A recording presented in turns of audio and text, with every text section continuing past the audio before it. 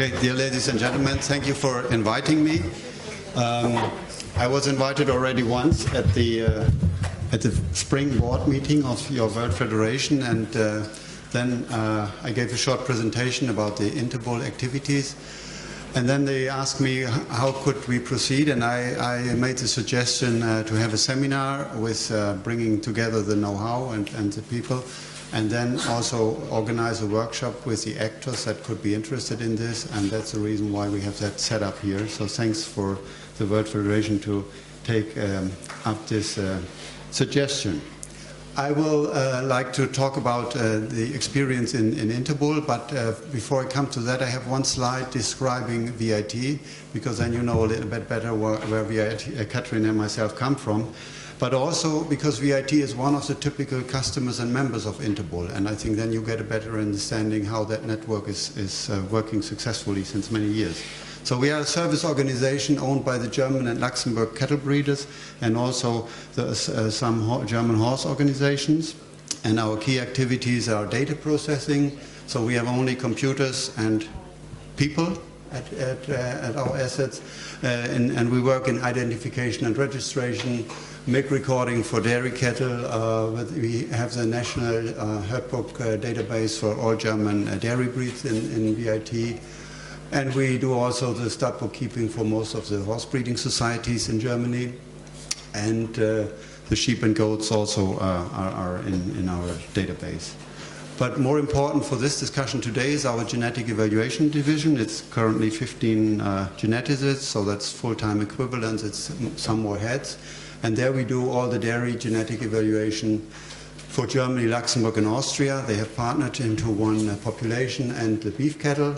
We do that for all traits and for genetic evaluation, but for dairy cattle now, if you talk about selection, it's all done by genomic selection, so we carry out also the genomic evaluation for this population. And that was also the reason why in the last 10 years we more or less doubled the number of geneticists, because that is much work. But we also doubled the genetic gain, so I think it's very good investment.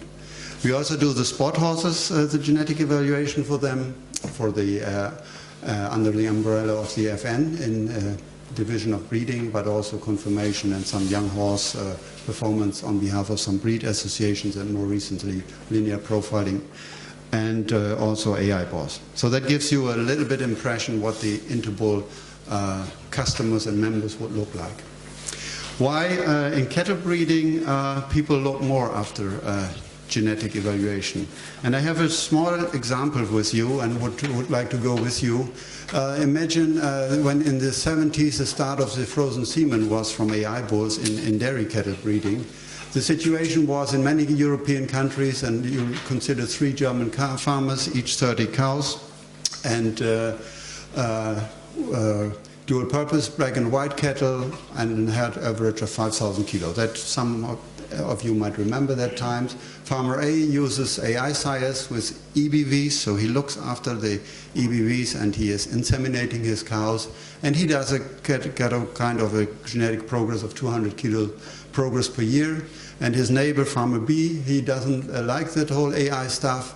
He uses natural service bulls. They of course also get better one generation after the other. He makes 50 kilograms of progress, and Farmer C is the same as B. And after 5 years, Farmer A has 6,000 kilos, and with his 30 cows, Farmer B has 5,250 kilos, and Farmer C also, of course. And Farmer C, for some other reasons, stopped farming, and Farmer A buys the land or lends the land. That's, I think, very logical. And Farmer B stays in place. And after 5 years, and we have always constantly having rising costs at that time, but also today, Farmer A produces 7,000 kilos milk per cow with 60 cows, and Farmer B has only 5,500 with 30 cows. And then Farmer B has more or less to stop farming, and Farmer A buys the land or lends the land and has now 90 cows. And so this is kind of a natural selection for farmers using estimated breeding values. Because Farmer A has learned that the additive genetic effects build up from one generation of his cows to the next one, and that has built then the importance of the genetic evaluation centers like VIT and everywhere in the world for the dairy cattle breeding. So I think that's my easy explanation why cattle breeders are using breeding values. The other ones are extinct now that doesn't like it. And we can talk maybe in the discussion on replacing farmer ABC by horse breeder ABC, but that is maybe something for the discussion.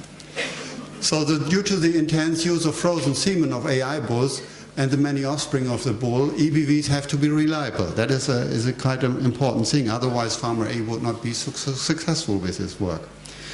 And then some of the farmer A's went to North America and saw, okay, we saw cows there with, and they produced 6,000 kilos in northern Germany, for example, and saw in the same conditions 7,000 kilo production in North America.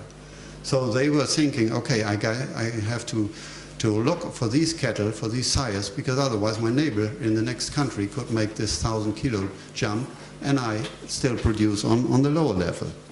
And that was the situation. That's a catalog of a German AI center with North American bulls. And you see here the prices of the bulls. So 290 German marks in 1982 was quite a bit of money for these bulls. But these bulls had here, that looks all very similar, but nothing was comparable to each other.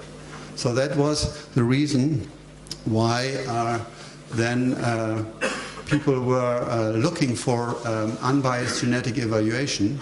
And the second point is there was disappointed from individual bull progenies. That is another role that Interbull has taken over, quality assurance. Why was there an interest? If you see this bull here with nearly 300 German marks for each doses of semen, and he can produce easily 50,000 offspring per year. So if you multiply that, you are really several million of dollars of revenues of such a bull. So at that time, some breeders started to cheat the system and produced 100 offspring of that cow, put 80 in one herd, and the 20 and spread them over other cows. And that is called syndicate bulls, if you talk to breeders.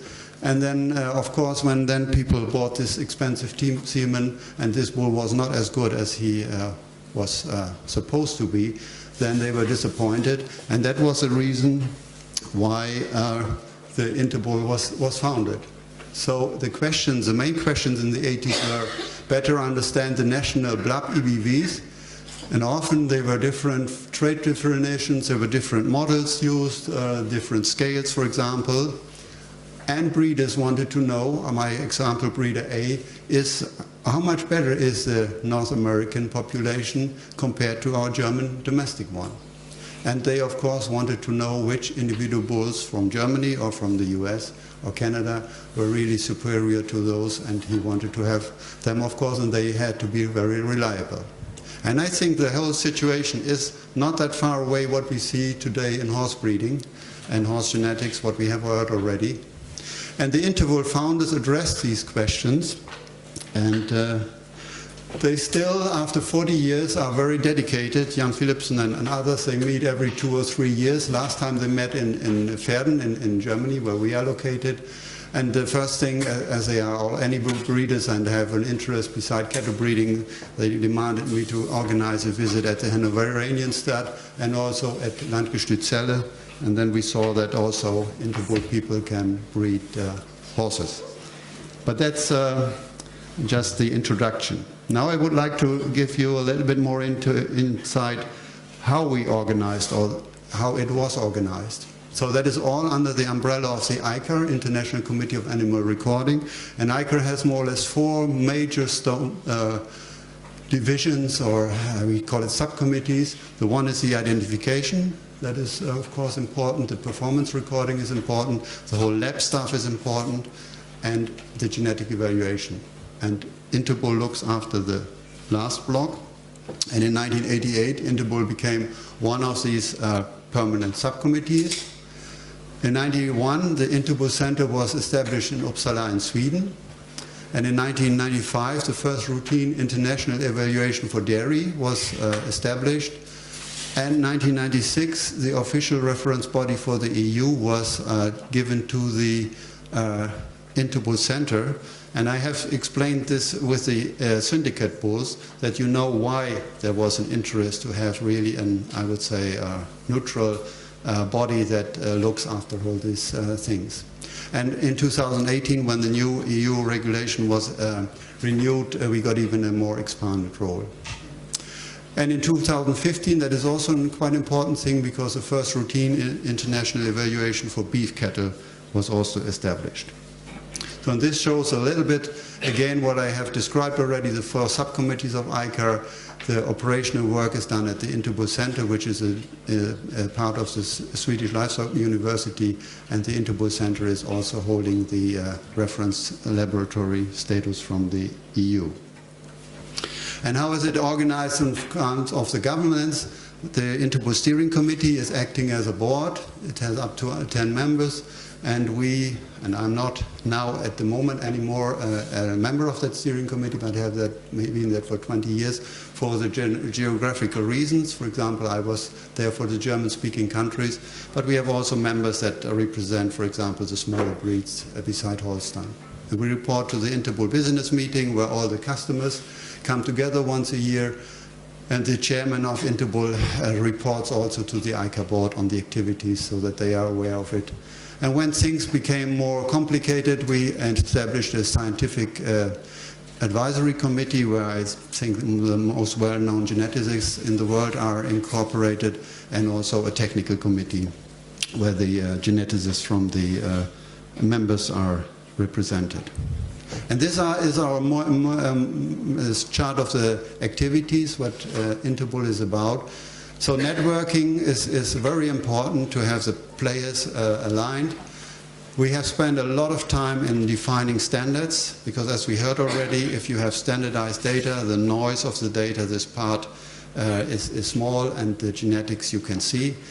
The evaluation methods are quite different. We will see that, I think, also here in horse cattle breeding.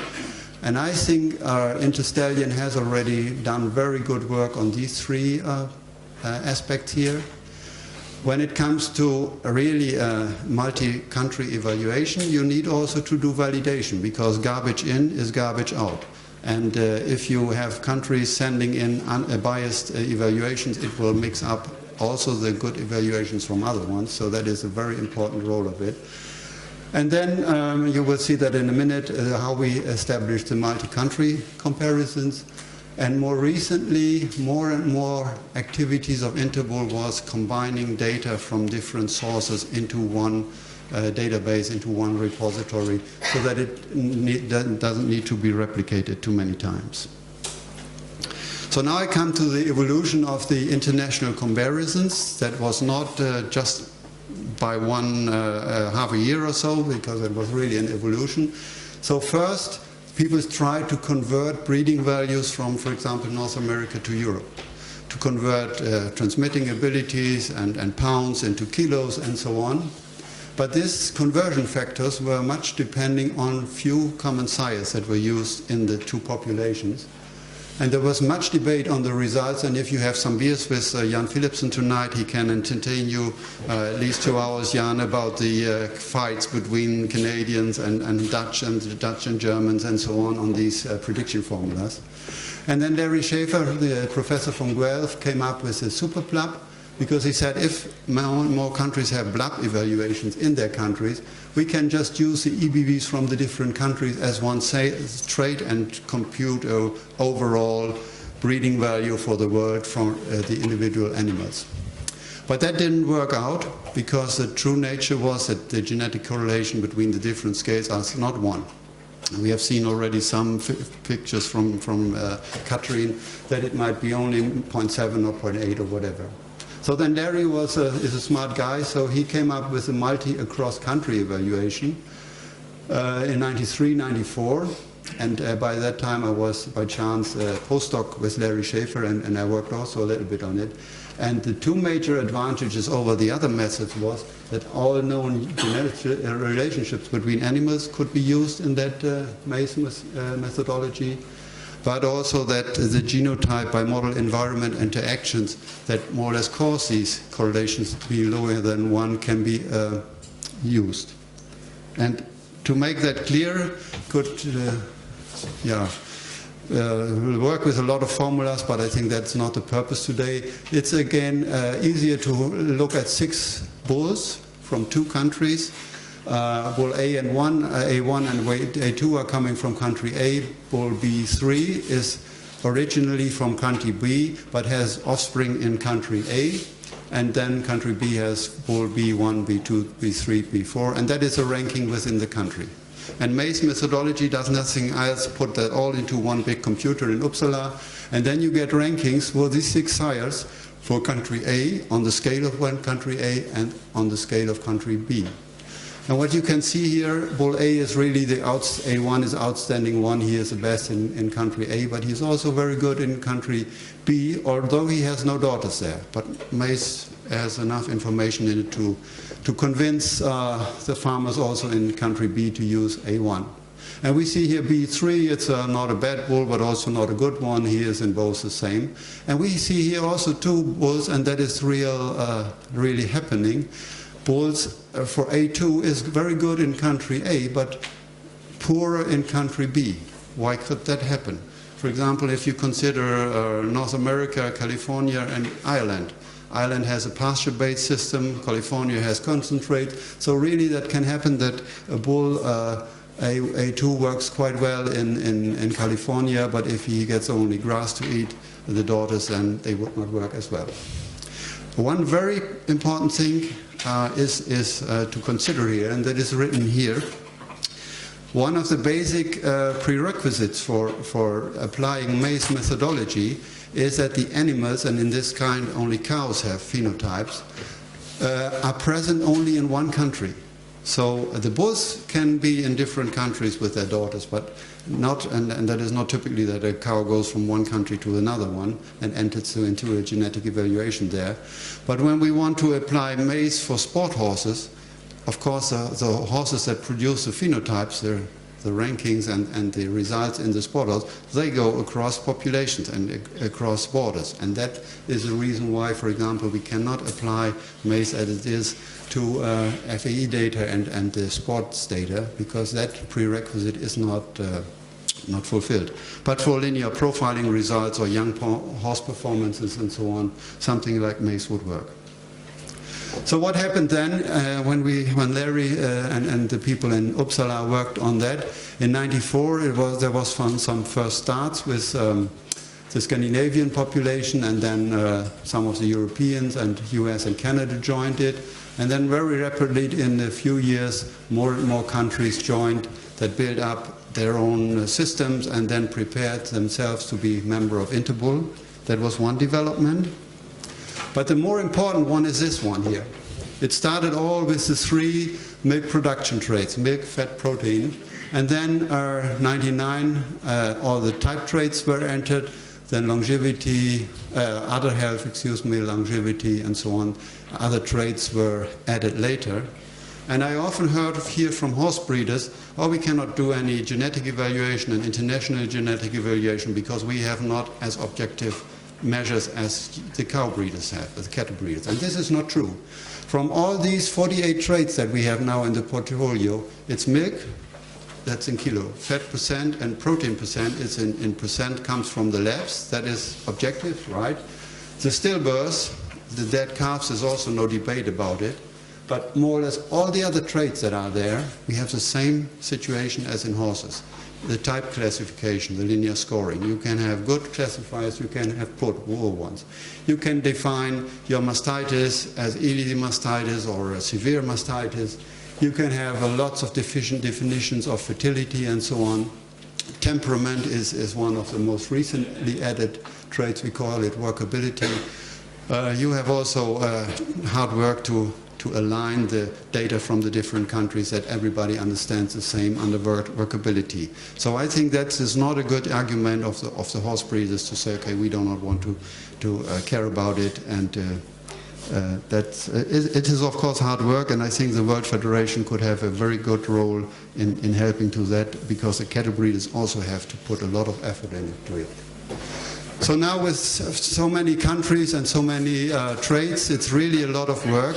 And from a one-man operation, Jan, it has, with Georgios Banos in the last decades, it has come to this nice group, 5 geneticists, 1 director, Twan Rosen, he is also a geneticist, and the IT people. So that is a team that is Interpol from the operational part. And the key success factors, I think initially there was no exchange of raw data. So all these political things, who is owning the data, who is giving which data, were circumvented. Only estimated breeding values were sent to Interpol Center. I think that was a smart thing to do to start with. It was very crucial that all actors were involved from the beginning. And the actors are also the academics and the users, and therefore Interpol has always maintained good links to the users through joint meetings with ICAR, of course, with EAP, with the World Congress on Genetics, with American Dairy Science Association. And I think we can be proud as Interpol. Always the biggest theater halls are used at EAP or ADSE with 600-700 geneticists listening to the Interpol meetings that we jointly organize with them. So that I think is a success by itself. And the other key successful factor was that we had to combine in a fair way the research people, the development people in the national evaluation centers, like VIT is one, and also the service at the Interpol Center. And how did we involve all these people? By frequently doing strategic planning sessions. This is one of the last meetings. So we had users, we had science there, we have geneticists and technical experts, and then we used 2 or 3 days and really discuss the things that are working well. We keep them, and the ones that we have to improve, we have to improve. And the third thing is those that are new, also how to address them. But we had also a lot of challenges, and I think we see the same challenges in horses here. We had to overcome market issues. So having exclusive information is often meant as a marketing advantage. And I can be open, the US at that time was very strong in dairy cattle breeding, and they didn't like the idea that that was all transparent. But in the end, they also joined it because they saw the benefit from using national plus international results, and also through maize they could sell even more semen to Germany, because then the bulls from the US were on the German scale. But also it ended up that a lot of German bulls were marketed in the US, because after a while they learned that Germany has also good bulls, as France, Netherlands and others. The other challenge was the initial funding. We were very happy that there were Swedish grants, but also grants from other partners that helped to build up the system, because you won't find at the beginning people to pay for a service if you don't have a service yet. And the other issue was how to establish a service. That was, of course, a combination of ID systems from different countries. We have heard about that it was the same problem in cattle as it is in horses and other species. And the other thing is, there is typically a lack of skilled staff, geneticists, IT people, and we had asked by national genetic evaluation centers that partnered to do the research and development work for expanding always every 2 or 3 years by a new trade group. And that was very important, because we brought in the expertise on data and evaluations. Of course, they could also be at the Interpol Center. That brought also trust among the participants and members of Interpol. And I think most importantly, that brought in the know-how about the industry. Because to be honest, the people like Katrin Stork and our dairy geneticists, they get exposed to all the questions of a dairy cattle breeder or a horse breeder also. But the people at the Interpol Center, typically not. So that is quite important, and I think that could also be a model for the horse side. So, and by this we are, I think, have now a good standing. So 35 countries are using Interpol services on 5 continents. There is still in South America some space. In Asia there are some countries that are looking into it, and in Russia and other countries I think it's also interest to join it. And I have made this slide because I think it can show you that there is not one single in international genetic evaluation at Interpol, that we have several different options and also different approaches. Two things are very important: the standards and the quality assurance as roles of Interpol. MACE is what I described, so for progeny tested bulls, that is the typical service, and now where about 80 to 90% of the inseminations are done with young bulls that are genomically tested. GMACE, of course, has also taken over a good role. And these three services here in italics, that are the ones that are where also raw data is sent to Interpol Center. So intergenomics is, for example, a service for brown Swiss breeds. The brown Swiss breeders were too small in their countries to set up an own genomic evaluation, so they partnered to do that in intergenomics at Interpol Center. Interbeef, we had also a situation where that might be similar to the horse industry. We had some very sophisticated systems like in France, UK, and so on, in North America, that have lots of beef cattle and have a sophisticated beef evaluation, have lots of data, but we had also other countries that had only phenotypes. And then they said, okay, we send our phenotypes and pedigrees to Interpol Center and start an interbeef evaluation at Interpol Center. And as I said, more recently, Interpol is more and more working as a data hub also to exchange. GenoX is to exchange the pedigree SNPs that are used for pedigree verification. And Animal Info is a service that, for example, all the genetic recessives that are available on the bulls, they are also exchanged by this. And so a lot of bilateral changes have been stopped and has been organized more efficient. And with all these services currently, 1.2 million has to be brought up by the service users to run that service there. Now I come close to the end. The cattle breeding, horse breeding, we hear more from Jan Philipsen, but I want to stress that the genetics, the principles of genetics and breeding is the same. And that is, there is no difference. Half of the genes come from the dam and half of the genes come from the father, and this is not the. And the goal is from my side also very similar. We want to enable the breeders to select worldwide the best genetics for different countries, environments, or breeding goals. Where we have, I think, a significant difference is the breeding programs are run at cattle by breeders cooperatives. That I think is also similar done at many horse breeding programs.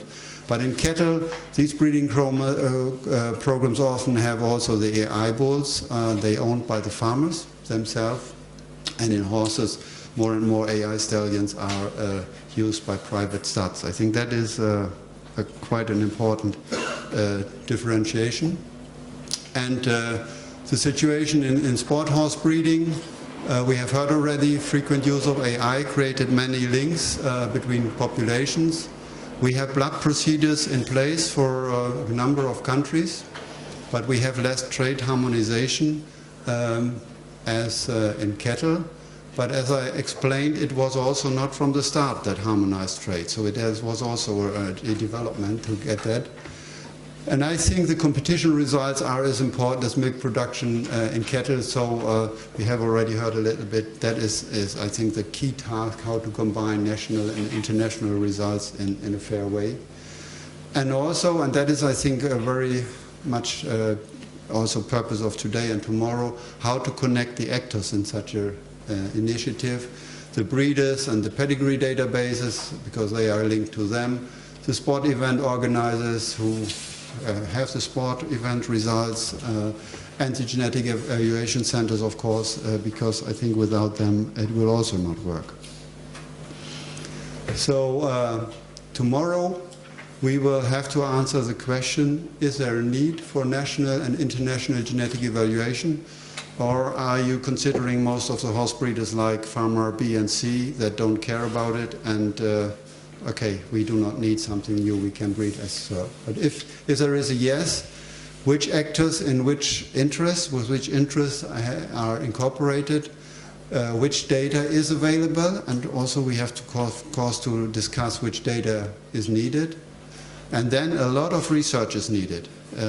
I can tell you the first 5 to 10 years of Interpol establishment, it was so much research that was put into that, and so many questions have to be solved. And then there's the question how to organize and to fund it. And I have put this, I will not go through it, but that is a mentioned paper that I had already when I was in Guelph. We, at that time in '95, took 3 countries, France, Germany and Canada. They were prepared to put in data. And with these 3 countries, I think we solved a lot of the questions that were available by that time. And this is a way I also see possible development for horse breed societies, that some partner that are really have the same motivation and put in resources to that, and then work on the questions, give the answers, and then someone has to decide how to organize it. And we have also a very nice thing. We have talked so much about Larry Schaefer. That is my teacher, Larry Schaefer. He is retired yet, but he is in excellent shape. He goes to the office from 8 in the morning till 5 in the evening. So he would be prepared to help us also in doing fine-tuning of maize, or he has just published a paper. It's called Competition Model and so on. So I think we have a good starting point. So thank you for your attention, and I hope I stayed in my 30 minutes. Thanks.